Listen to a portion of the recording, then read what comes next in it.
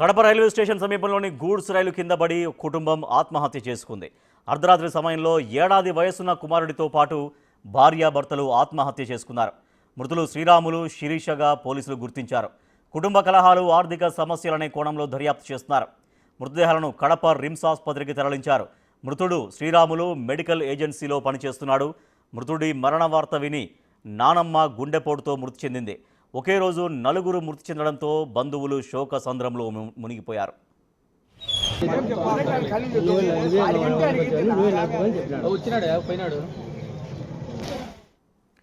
Kadapa railway station సమీపంలో goods రైలు కింద ఓ కుటుంబం ఆత్మహత్య చేసుకుంది.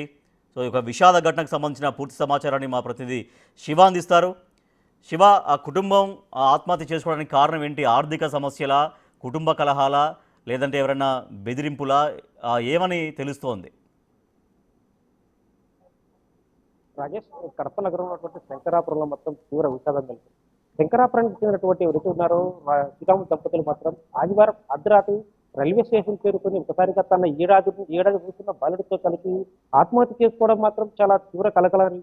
ఎందుకంటే వీళ్ళు మొదటి నుంచి కూడా చాలా బాగా భార్యాభర్తగా ఉన్నప్పటికీ కూడా అయితే కొంతకాలంగా మాత్రం ఇద్దరి మధ్య కూడా వివాదాలు నడుస్తున్నాయి. ఎందుకంటే ఎవరైతే శ్రీరాములో కూడా కడప నగరంలో ఒక ప్రైవేట్ మెడికల్ ఏజెన్సీలో పనిచేస్తున్నట్టు తెలుస్తుంది. అయితే కొంత మొదటి నుంచి అన్యోన్యంగా ఉన్నప్పటికీ కూడా కేవలం మెడికల్ ఏజెన్సీతో పనిచేయడంతో పాటు తను కేవలం సొంతంగా మెడికల్ ఏర్పాటు చేసుకోవాలంటూ కూడా కుటుంబ సభ్యులు కూడా తమ ఆర్థిక వ్యవహారాల నేపథ్యంలో, ఆర్థిక పరిస్థితుల నేపథ్యంలో కూడా దాన్ని ఖచ్చితంగా తిరస్కరించిన నేపథ్యంలో వీటితో పాటు కూడా ఈ అంశానికి సంబంధించి కూడా అయితే ఎవరైతే ఉన్నారో శ్రీరాములు మాత్రం కొంత ఈ మధ్య ఇటీవల కాలంలో కాస్త మద్యానికి బానిసయ్యాడు. మొదటి నుంచి కూడా ఈ మద్య విషయంలోనే కూడా భార్యాభర్తల మధ్య కూడా గొడవ నడుస్తుంది.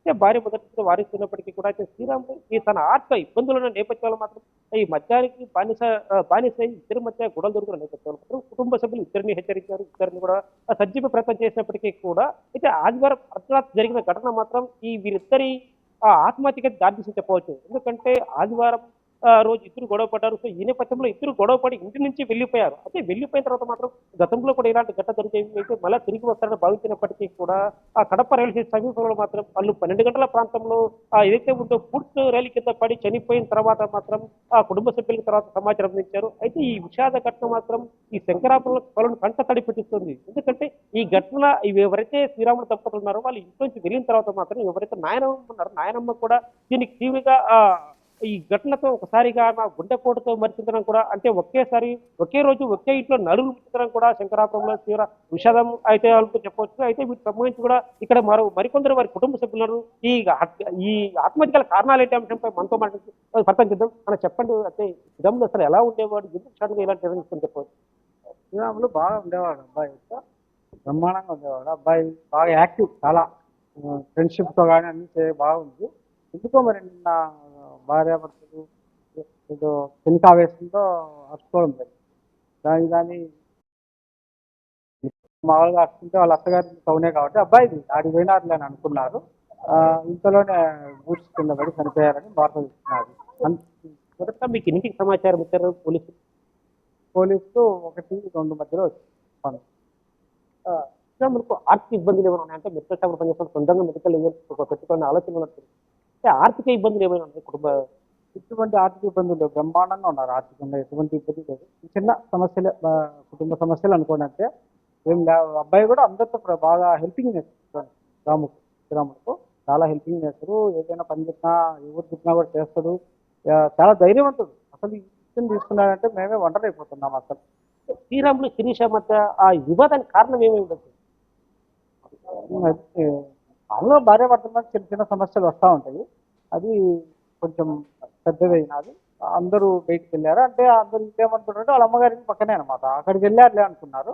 కానీ ఇక్కడ నిర్ణయం తీసుకుంటాడు అనేసరికి ఎవరికి అసలు అందరూ షాక్ అయిపోయినాం. అది జరిగింది. శ్రీరాములు ఇక్కడ తమ తల్లిదండ్రులతో పాటు నానమ్మ వీళ్ళతో కలిసే ఉంటారా? అందరు కలిసే ఉండేది. అబ్బాయి మెడికల్ ఏజెన్సీలో పనిచేస్తాడు. సాయంత్రం నైట్ వస్తాడు. అందరు ఇక్కడే ఉంటాయి. బాగా హ్యాపీగా ఉంటారు బాగా అంతా. కానీ అదే ఏదో దురదృష్టం, చిన్నకావేశంలో నిర్ణయం అంతే.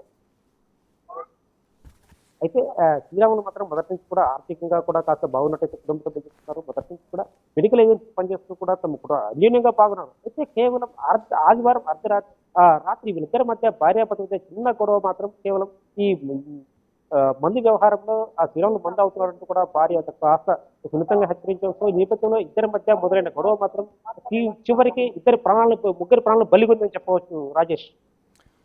Right, thank you Shiva. కుటుంబ కలహాల లేదంటే కుటుంబంలో ఉన్నటువంటి ఇబ్బందులు, ఆర్థిక ఇబ్బందులు అనేది ఇంకా పూర్తిగా తెలియాల్సినటువంటి అవసరం అయితే ఉంది. ఒక కుటుంబం, నిండు కుటుంబం గూడ్స్ రైలు కింద పడి ఆత్మహత్యకు పాల్పడ్డారు. అయితే ఆ మృతుడి మరణ వార్త విని మృతుడి నానమ్మ కూడా చనిపోయింది. దీంతో కుటుంబంలో తీవ్ర విషాద ఛాయలు అలుముకున్నాయి.